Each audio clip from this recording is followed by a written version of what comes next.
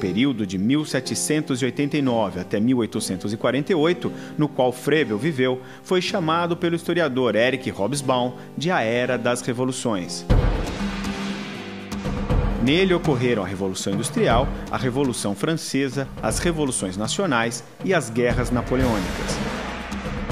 A burguesia, composta pelos que se dedicavam ao comércio, à produção de manufaturas e às atividades intelectuais e tecnológicas, vai lutar contra os obstáculos que lhe eram colocados pela sociedade feudal. O meio de mudança era a revolução. Assim, de um modo muito simplificado, vemos na Inglaterra uma migração forçada do campo para as cidades, com a formação, de um lado, de uma classe trabalhadora miserável e, de outro, a dos detentores dos meios de produção, os burgueses. Na França, temos uma grave crise econômica. A burguesia apresenta-se ao lado do povo, como classe revolucionária, colocando-se contra o regime e seus privilégios, e exigindo uma sociedade em que todos fossem livres e iguais. A Revolução Francesa, que a princípio une pobres e burgueses, entra em um período de intensa violência, que ameaça tornar-se uma revolução social, fato que nem a burguesia, nem o clero, nem tão poucos nobres queriam. Napoleão Bonaparte entra em cena com uma ditadura militar disfarçada, concluindo a Revolução e iniciando o regime burguês na França. Vemos o último ciclo da Era das Revoluções. Consolida-se a derrota definitiva da aristocracia. Banqueiros e grandes industriais detêm o poder. O nacionalismo impulsiona as regiões a se unirem. Formação dos Estados Nacionais. São as classes menos favorecidas, em situação bastante difícil, que exigem, através de manifestações, o que lhes havia sido prometido. E são reprimidos violentamente. Forma-se uma classe operária. A ameaça comunista ronda os burgueses. É a época em que Marx e Engels lançam seu Manifesto Comunista. O que se viu, de modo geral, foi um processo que culminou com a consolidação do capitalismo e a liberdade e igualdade para a sociedade burguesa liberal. Uma nova concepção de homem e de sociedade começa a ser gestada no período da Revolução Francesa, em especial. É uma concepção de homem que agora vai se casar com a concepção econômica capitalista que está no seu início, que é a concepção do homem liberal. Essa concepção ela vai ser expressa por diversos autores. O mais famoso deles é o Rousseau, nós temos também Diderot, D'Alembert, todos os enciclopedistas da época, franceses. A Revolução Francesa vai ser a grande guia dessa alteração na forma de se pensar o homem e a sociedade. Essa alteração vai ter um impacto muito grande sobre a concepção de criança e de infância. Se até então a criança era vista como um adulto em miniatura, a partir da Revolução Francesa, a criança começa a ser observada como um ser que tem especificidades próprias e que, por ter essas especificidades, precisa de uma educação que se adeque a esta faixa etária em especial. Também a mulher e a família se alteram nesse processo, né? Se num primeiro momento, durante a Revolução Francesa, busca-se a igualdade entre os sexos, o sexo feminino e o sexo masculino, num segundo momento da Revolução, a mulher começa a ser colocada no âmbito do mundo privado e o mundo público começa a ser um espaço para os homens. Um conceito que é muito caro a esse período é o do homem que se faz por si mesmo. Então, vários exemplos vão ocorrer neste sentido. O próprio Napoleão é um desses exemplos, né? Napoleão não era um grande guerreiro, não era um grande chefe. Ele era um soldado que, por conta das guerras que ocorreram no período, essas guerras geraram um desfalque no exército francês e ele, por ser um soldado dedicado, um cara inteligente, ele acaba galgando postos e chegando ao general e chegando a ser o Napoleão. O Napoleão, então, ele exemplifica esse mito do cara que se faz por si mesmo. Então, a pessoa pode ser pobre, ela pode não ter condições, mas se ela trabalhar duro, se ela investir, ela pode chegar a uma posição de poder. Então, essa é a ideia que está colocada nesse período. E a igreja ela é chamada para ajudar a engrandecer essa ideia. De que forma? Preparando a classe mais pobre ou a classe trabalhadora para que ela se volte para o trabalho, deixe de lado os vícios, porque a Revolução Industrial ela empurrou parte da população para uma situação de penúria extrema, muito bem expressa nos livros do Charles Dickens ou no livro do Gore, que é a mãe, que descreve bem a questão das fábricas, o lugar onde os operários ficavam, né? Então, eles foram empurrados para essa situação onde só se trabalhava, não se tinha prazer, não se tinha momentos de descanso. E isso levou eles ao vício. Então, era necessário que eles continuassem trabalhando, mas que os vícios fossem retirados. E a igreja vem. E aí vai colocando as pessoas nos seus lugares. Assim, as carreiras abriam-se para o talento pessoal, ambição e trabalho duro, quesitos fundamentais para o sucesso. Isso poderia ocorrer de duas formas, pelos negócios ou pela educação. Para a classe média que estava no poder, interessava muito mais criar uma sede pela educação do que pelos negócios. A educação passou então a significar o trunfo dos méritos sobre o nascimento, através do desenvolvimento dos talentos de cada um, e assim individualiza-se o fracasso ou o sucesso. Neste momento, os países viam-se obrigados a criar sistemas nacionais de educação, e a Revolução Industrial acabou levando à revolução educacional e à propagação e implementação do que se costumou chamar de modelo tradicional de educação. Frederick Froebel, filho do pastor luterano Johann Jacob Froebel e Jacobine Eleonore Hoffmann, nasceu em 21 de abril de 1782, na região da Turíngia, Alemanha. Sua mãe faleceu meses depois por complicações do parto. Sua madrasta tinha muitos filhos e seu pai trabalhava muito. Daí a vida de Froebel ser marcada pela solidão. Isso parece ter criado em Froebel um espírito autodidata. Apesar do excesso de trabalho, seu pai o ensinou a ler e a escrever e foi responsável por sua formação religiosa protestante. O Froebel, ele é filho de pastor protestante também. Ele, como todos na Alemanha, porque o protestantismo é algo muito forte, principalmente o luterano, né? Então ele se insere nesse movimento de estar presente na igreja e a igreja presente na sua formação. Mas existe um fato curioso na sua vida, que é a morte da sua mãe. Então, vários estudiosos dizem que a falta da mãe, da figura materna da infância, vai marcar a vida do Froebel de maneira brutal. Ele vai passar a buscar esta figura maternal para todas as crianças que se encontram na mesma situação em que ele se encontrou no passado. Essa falta da mãe e o trato rude que o pai tinha para com ele vai fazer com que o Froebel também se afaste um pouco da sua família. O pai do Froebel, esse é um outro dado curioso, não o considerava inteligente o suficiente para seguir a carreira universitária. Então, ele logo colocou ele para realizar trabalhos manuais. E aí, num desses trabalhos, ele vai ser auxiliar de um guarda florestal na Alemanha.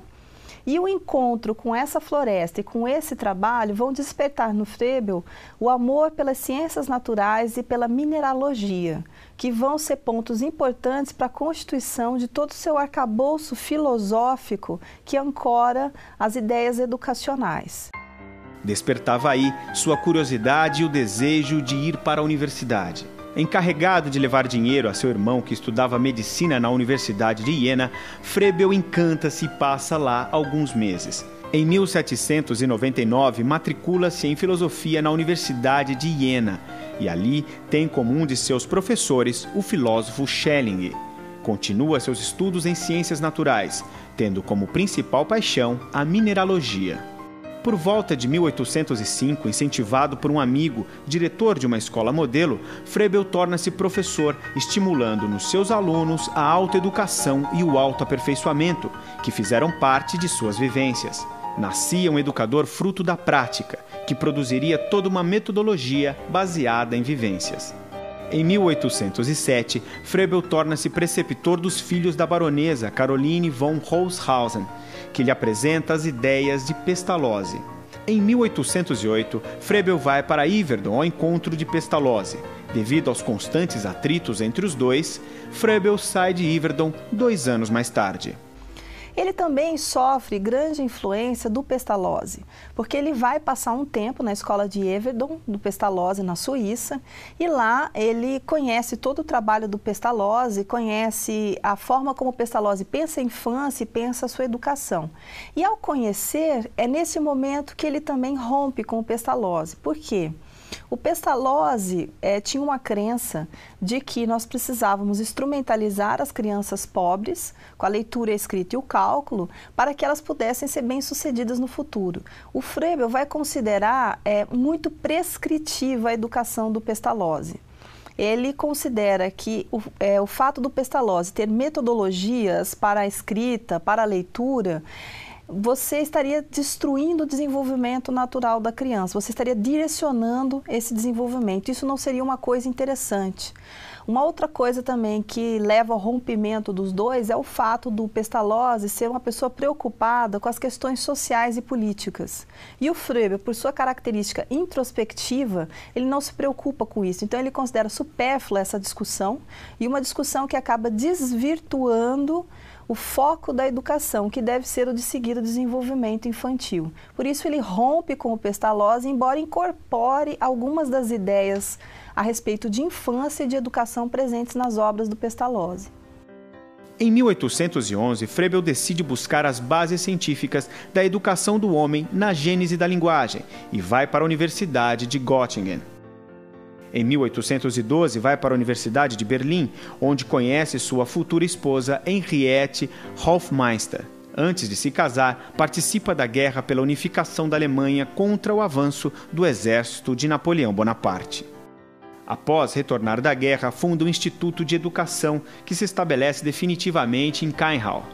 Fruto dos primeiros 7 anos como diretor dessa escola, Froebel publica sua mais importante obra com caráter filosófico, A Educação do Homem. Em 1837, Froebel funda um Instituto Autodidático. Ali, ele elabora materiais para que as crianças expressem de maneira intuitiva seu interior. Em 1840, na cidade de Blankenburg, Froebel fundou o primeiro Kindergarten, jardim de infância, o qual se constituía em um centro de jogos organizado segundo os princípios froebelianos e destinado a crianças menores de 6 anos. Entre 1843 e 1844, mais de 40 jardins de infância surgiram pela Alemanha. Em 1851, estas instituições foram proibidas, pois Froebel fora acusado de ser ateísta e socialista. Ele tinha um primo que era comunista e como as ideias dos jardins de infância elas eram muito avançadas para aquele período histórico, houve uma confusão. Então os jardins de infância foram consideradas entidades comunistas e fechadas. Um ano depois, Froebel morre sem que seus jardins de infância tivessem voltado a funcionar.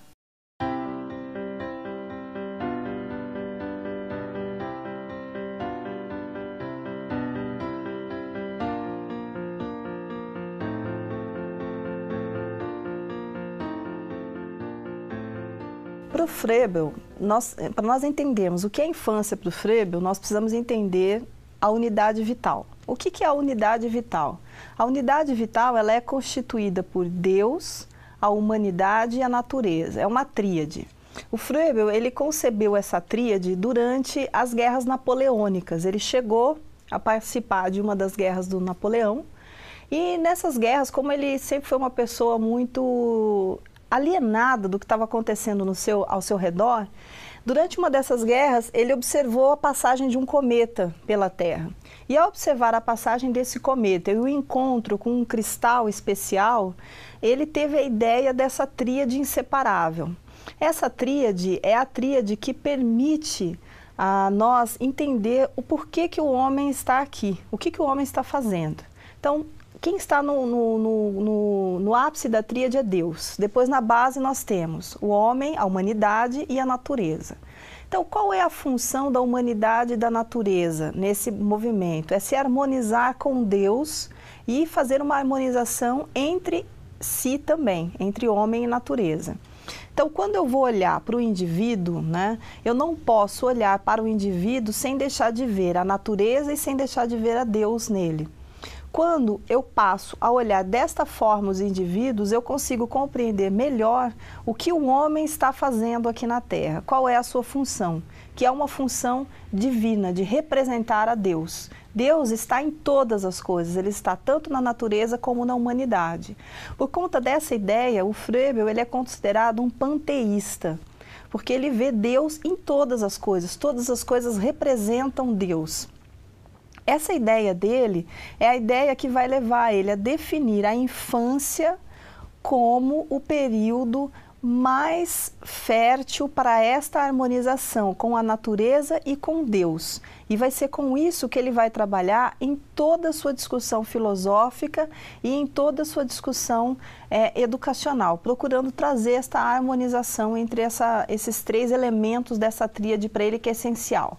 Aliás, essa tríade, ela virou a marca do Froebel, né? Então, ele carimbava as suas cartas com essa tríade, ele carimbava os seus livros, né? Então, era algo que era muito significativo do que ele, Froebel, como educador, era naquele período.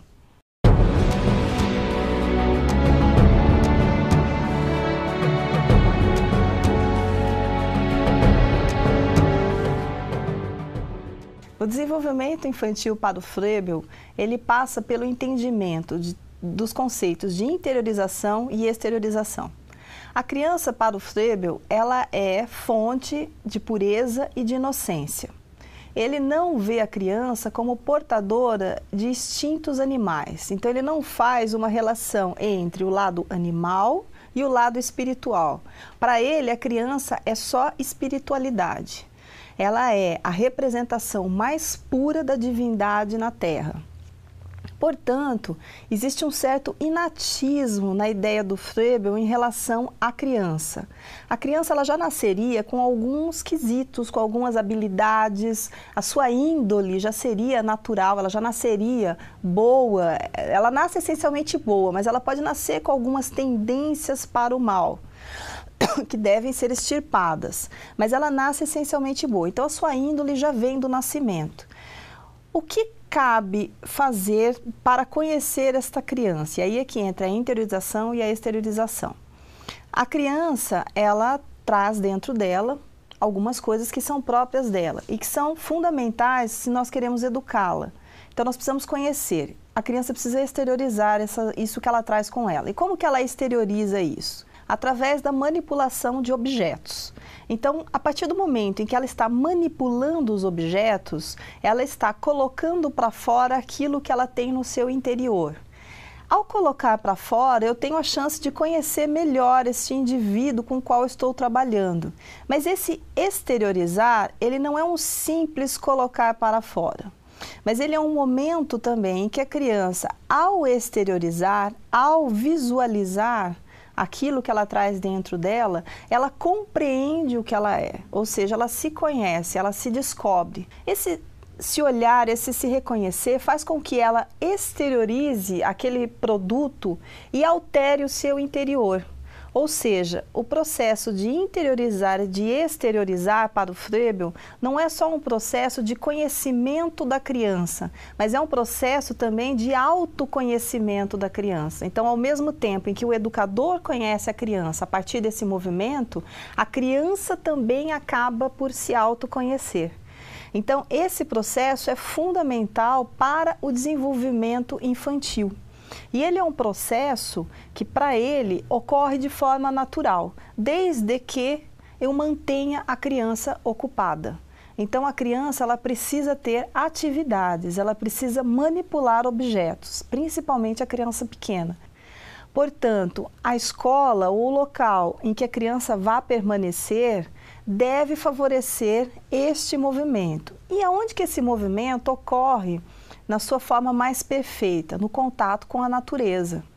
Porque ao harmonizar a criança com a natureza, a criança não só se autoconhece, mas ela também se reconhece como obra divina e reconhece todo o seu exterior como uma obra divina.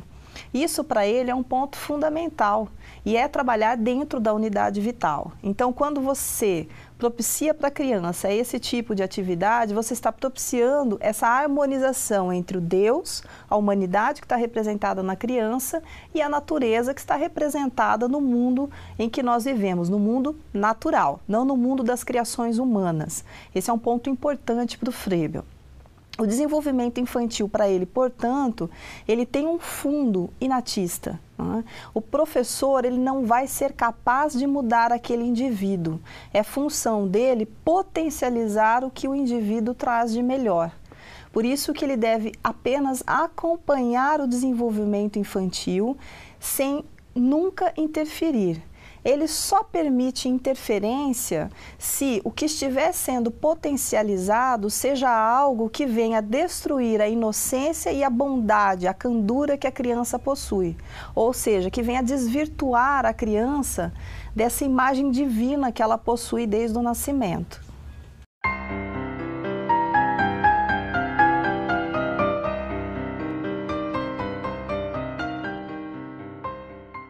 Para o Froebel, por conta dos processos de interiorização e exteriorização, é importante que a criança esteja sempre em movimento. Então, a criança estar sempre ocupada é algo fundamental para ele. Por quê? Porque ele partia do princípio de que o pensamento é movido pela ação. Então, a criança ela só consegue pensar e desenvolver o seu pensamento quando ela está agindo sobre o mundo no qual ela se encontra, ou sobre os objetos. Isso ele vai retirar da observação que ele faz das crianças pequenas. Essa ideia dele é uma ideia à época muito avançada, né? Porque ela não era uma ideia muito difundida. Mais tarde, vários dos psicólogos contemporâneos vão confirmar que a criança, em especial a criança entre 1 ano e 3 anos e meio, ela realmente vai construindo o seu pensamento e as imagens mentais que ela faz desse mundo que a rodeia através da ação e do contato com os objetos. Então, o Froebel ele dá o primeiro passo nesse sentido, de apontar para isso e para a importância disso para a educação das crianças.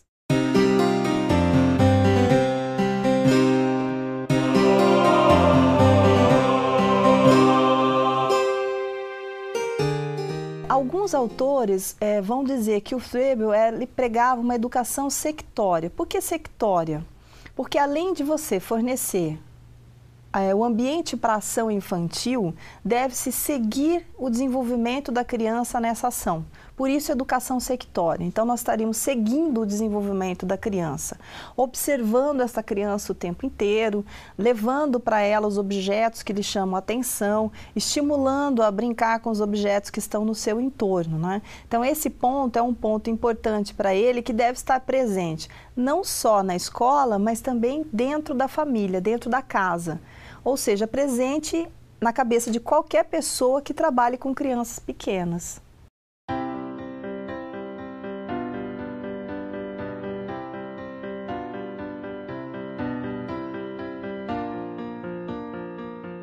Como Froebel foi um autodidata durante toda a sua vida, ele partia do princípio que a educação ela também deve propiciar à criança momentos de liberdade, aonde ela busque aquilo que lhe interessa, vá atrás daquilo que lhe chame mais atenção. Esse era o princípio da autoeducação livre. Então, quando eu coloco para ele a criança em ação, a criança naturalmente vai se autoeducar. Ela vai buscar coisas, ela vai se interessar por coisas.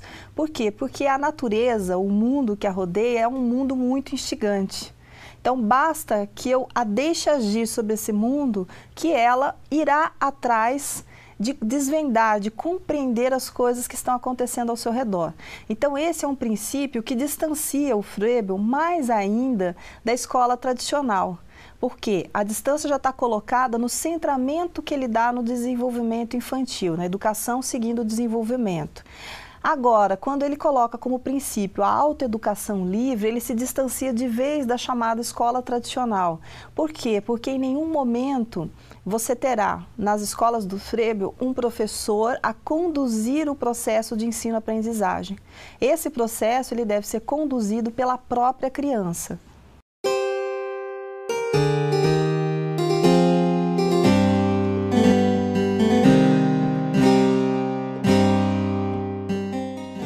Bom, o Froebel, ele também tem uma discussão muito interessante em relação ao papel da família na educação das crianças. Atualmente, vem se discutindo muito isso, né? A participação da família na escola, como que os pais podem auxiliar o próprio corpo técnico da escola a gerir democraticamente o ambiente escolar. Pois bem, o Froebel, ele já pensava nessas coisas, porque ele não conseguia acreditar numa educação que fosse feita à parte da família na qual a criança está inserida. A família, para ele, é a primeira educadora da criança e deve continuar a educar essa criança pelo resto da sua vida. Mas, para que ela eduque de uma forma adequada, é importante que a família conheça os princípios educacionais que estão sendo desenvolvidos, no caso os dele, né? Então ele quer que a família conheça o que ele pensa sobre educação, o que ele pensa sobre a criança e o desenvolvimento infantil e que utilize isso na educação dos seus filhos. Tem um exemplo muito interessante no livro dele, A Educação do Homem, cuja tradução feita para o português foi feita pela Universidade Federal de Pelotas, é o único livro do Froebel em português que existe. Nesse livro tem a história da Lina. O título da história é Lina, uma criança que gosta de estar ocupada. Então, nessa história, ele exemplifica o papel da família. Então, a Lina é uma criança que está frequentando o jardim de infância, cuja mãe acompanha de perto todo o desenvolvimento que ocorre com a Lina no jardim de infância. Então, a mãe a leva para a escola, fica com ela no jardim de infância, conversa com a jardineira, que é a professora. A mãe faz atividades em casa que foram estabelecidas pela jardineira, procura continuar este processo, inclusive o diálogo, deixar a Lina livre, o brincar com ela. E a Lina vai se desenvolvendo de forma surpreendente graças à união do trabalho do jardim de infância com o trabalho da mãe. E aí vem uma outra coisa importante. Quando ele fala em família, ele não está falando do homem, ele está falando da mulher. Por quê? Porque a educação das crianças é papel da mulher. Então, cabe à mulher fazer esta ligação entre o jardim de infância e a educação familiar. Porque, para o Froebel, a mulher ela é responsável pela educação das crianças e é guardiã dessa candura e dessa pureza infantil.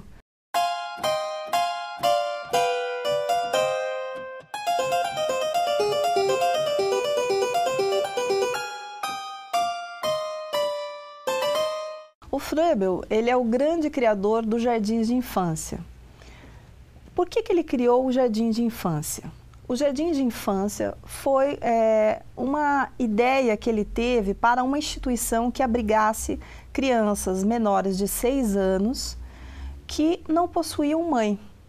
Então, ele trabalhou com crianças órfãs ou crianças abandonadas pelos pais, né? Ele atendeu a população carente. Os jardins de infância dele, a princípio, não foram para a elite, embora mais tarde, na divulgação dos jardins de infância, eles acabaram sendo retirados das camadas populares e viraram objeto de educação das elites, seja na Europa, seja na América do Norte, seja aqui no Brasil.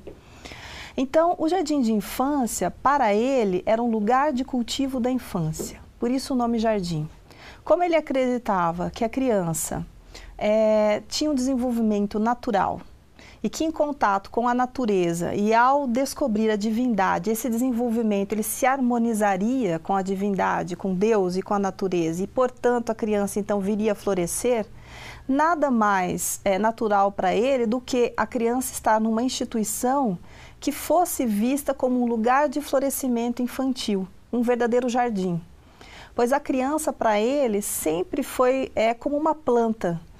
Cada planta tem as suas necessidades, tem os seus interesses, a criança também. Então, cabe à pessoa que está com a criança olhar para aquela criança como ela olha para uma planta. Então, eu só vou dar água se ela me pedir água, eu vou podar se ela me pedir para podar, eu vou colocar adubo se ela me pedir para colocar adubo. Então, eu vou, através da observação, do crescimento natural dessa criança e educando. Por isso, os jardins e por isso a figura da jardineira. Esse ambiente, esse jardim, ele tem que estar todo adaptado às necessidades infantis. O que significa estar adaptado às necessidades infantis? Significa que eu preciso ter um mobiliário que seja adequado à criança, Eu preciso ter brinquedos para que ela possa manipular, construir, exteriorizar.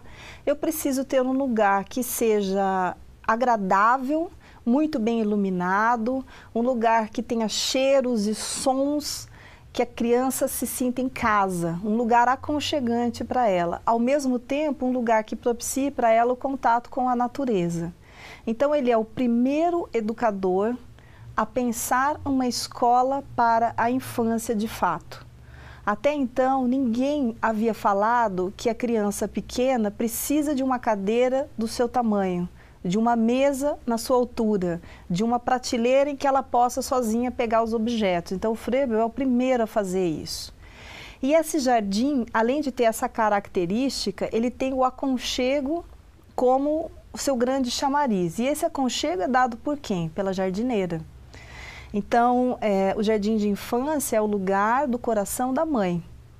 Por isso, a mulher deve trabalhar ali, não o homem. Ele, em hipótese alguma, vai pensar em homens para trabalhar com crianças pequenas. Por que isso? Porque o homem, ele não está preparado, não é da natureza dele trabalhar com a criança menor de 6 anos. Isso cabe à mãe. Afinal, essa criança, se não estivesse no jardim de infância, estaria com a sua mãe originalmente, né? E a mãe, então, traz todo esse aconchego, todo esse carinho. E, nesse momento, o Froebel acaba misturando, nessa instituição que está surgindo, o público e o privado. Ela acaba sendo uma instituição que tem um caráter privado inerente, mas que, ao mesmo tempo, está colocada no mundo público. E isso vai gerar, lógico, futuramente, temos até hoje os resquícios disso, essa confusão com a figura da professora que trabalha na educação infantil. O que ela é? Ela é mãe?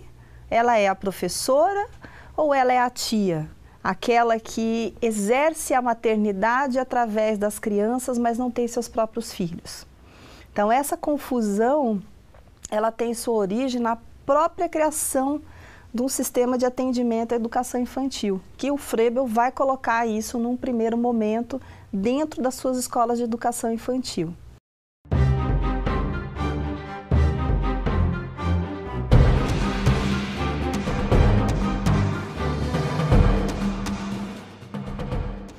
Qual é o princípio básico dos jardins de infância? São os trabalhos manuais. Então, o Froebel ele vai dar uma ênfase muito grande no agir da criança constante dentro da escola, porque a ação desenvolve o pensamento. E ele vai trazer para dentro do jardim de infância todos os trabalhos manuais que estão lá fora. Então, ele trabalha com alinhavo, ele trabalha com a produção de artesanato, ele trabalha com carpintaria também, ele vai trazer recorte e colagem, ele traz a escultura para dentro do jardim de infância. Todas essas atividades são atividades que até hoje permanecem nas escolas de educação infantil. E elas foram trazidas para o trabalho com crianças menores de 6 anos a partir do Froebel. Ele é que idealiza isso.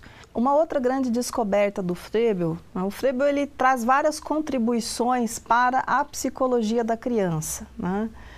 É a questão do jogo e da brincadeira. Até o Froebel escrever seu livro A Educação do Homem, havia um debate muito grande, um debate que ainda vai continuar após a Educação do Homem do Froebel, a respeito de jogo e trabalho. Então, muitos autores consideravam o jogo uma atividade não séria, apenas usada para a criança para gastar suas energias. Então, a criança brinca porque ela tem muita energia e aí ela precisa gastar essa energia e ela gasta jogando. O trabalho, em contrapartida, é algo sério, produtivo. É algo que vai levar a criança a ter a percepção de que ela precisa construir coisas na sociedade. O que o Froebel faz? Da sua observação empírica das crianças brincando, ele percebe que o jogo não é algo supérfluo. Ele não é um simples gasto de energia da criança, mas ele se constitui na principal linguagem da criança pequena. Ou seja, eu consigo compreender e conhecer melhor a criança se eu observo os jogos e as brincadeiras infantis. Então, o processo de interiorização e de exteriorização, ele se personifica nas brincadeiras infantis. Jogo, então, para ele, passa a ser uma coisa séria.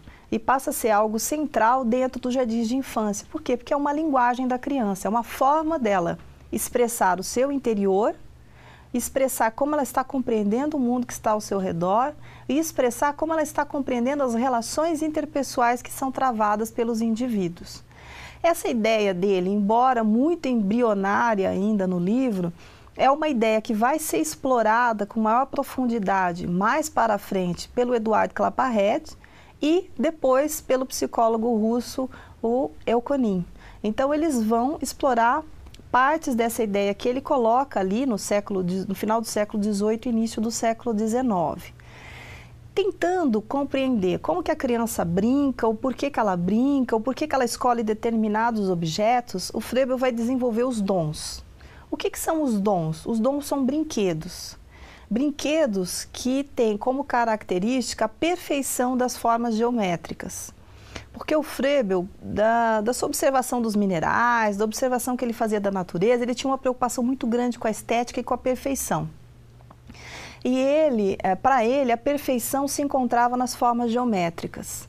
E como a criança, ela é perfeita, ela precisa estar em constante contato com a perfeição. Os dons, eles são brinquedos pedagógicos. São os primeiros brinquedos pedagógicos a serem desenvolvidos para crianças menores de 6 anos. A constituição básica deles são cubos. São cubos em diferentes tamanhos que a criança pode utilizar para construir coisas. Lógico que existe uma sequência, ele estabelece uma sequência de trabalho com os dons. Essa sequência ela passa primeiro por uma exploração livre dos objetos, né, desses cubos, dessas formas geométricas, cubos, triângulos, né? Então ele explora livremente. Ele espera que nessa exploração livre a criança realize construções em que ela exteriorize como ela está vendo o mundo ao seu redor. Num segundo momento, ele propõe que ela faça construções específicas, construções que vão constituir formas geométricas, cada vez mais elaboradas. Qual que é a ideia dele? É sair de um nível concreto para um nível cada vez mais abstrato, que dessas formas concretas e sólidas a criança chegue à linha e ao ponto. Então essa é a ideia, esse é o caminhar dele. Ele acaba utilizando então nos dons também aquela ideia do Comênios, de do simples para o complexo, do concreto para o abstrato. Então ele faz esse mesmo movimento com esse material. Mas os dons, eles não têm só também essa função de caminhar para uma abstração de pensamento, mas também da criança expressar os seus dons, os seus talentos. Porque o talento também é algo que está presente na teoria do Froebel. Ele acredita que no processo de interiorização e de exteriorização, em que eu conheço a criança e a criança se autoconhece, a criança me revela quais são os seus talentos e ela descobre quais são os seus talentos.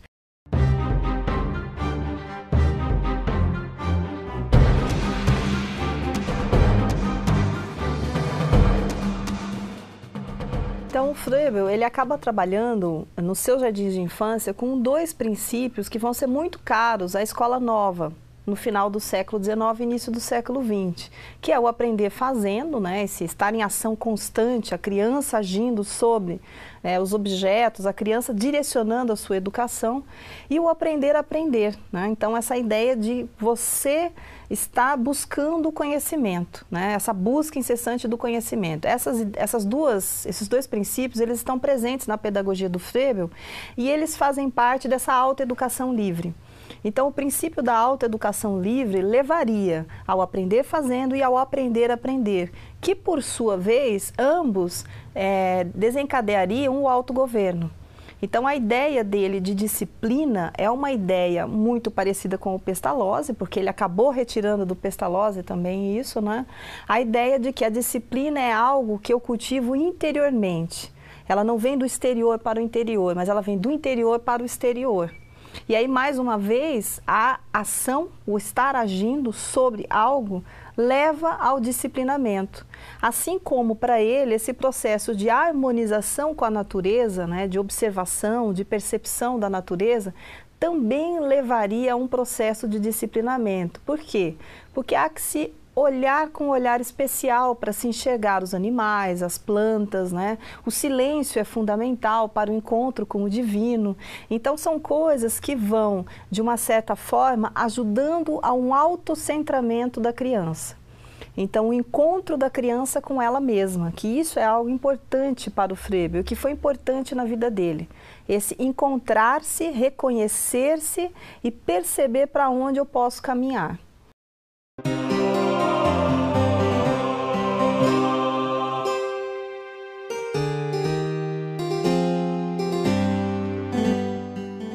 A natureza ela é tão forte e simbólica para ele que ela deve ser utilizada inclusive para se ensinar os rudimentos do cálculo, da leitura e da escrita. Então, observando os animais, observando as plantas, né, eu vou aos poucos captando conceitos como de quantidade, de número, ou mesmo as palavras, as letras. Na história da Lina, ele usa isso também um pouco. Então, a mãe leva a Lina para passear, para observar a natureza e vai conversando com ela. E aos poucos a Lina vai perguntando, de observar a natureza, como que eu escrevo o nome da formiga? E aí, ao perguntar, a mãe vai ensinando. Então, esse é um outro ponto que é importante. Eu não vou em nenhum momento forçar esse ensino, mas ele vai ocorrer naturalmente, porque pondo a criança em contato, problematizando, mostrando, ela vai me pedir. E à medida que ela for pedindo, eu vou fornecendo a ela aquilo que ela me pediu. É interessante no processo de alfabetização do Froebel isso, porque não existe uma metodologia de alfabetização para ele. Existe uma ausência metodológica. A criança pede e à medida que ela vai pedindo, a mãe ou a jardineira vai dando. Mas vai dando conforme a criança vai pedindo e da forma como a criança pediu. Nesse ponto, podemos arriscar até dizer que existe uma proximidade com essa falta de metodologia que nós temos presente no construtivismo para o processo de alfabetização.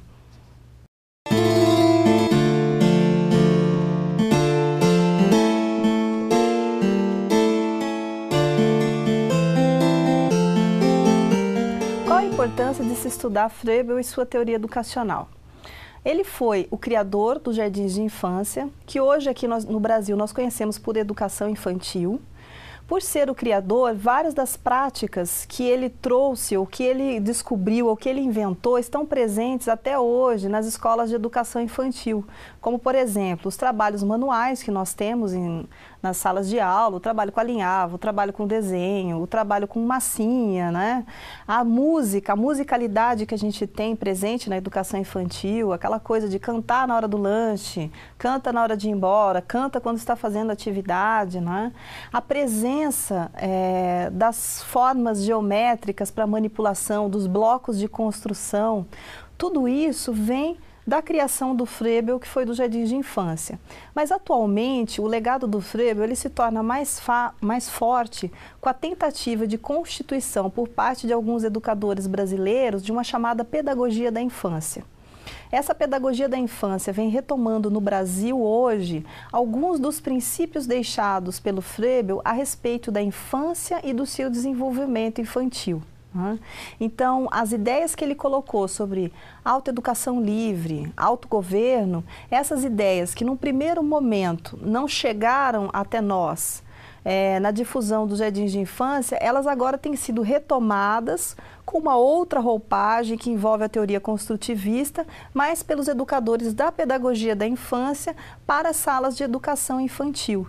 Então é importante que nós conheçamos a obra do Froebel até para verificar até que ponto esse discurso é inovador e até que ponto esse discurso pode se constituir um discurso retrógrado, em face de todas as descobertas e de todos os estudos que nós temos acumulados sobre o desenvolvimento infantil e sobre a educação das crianças.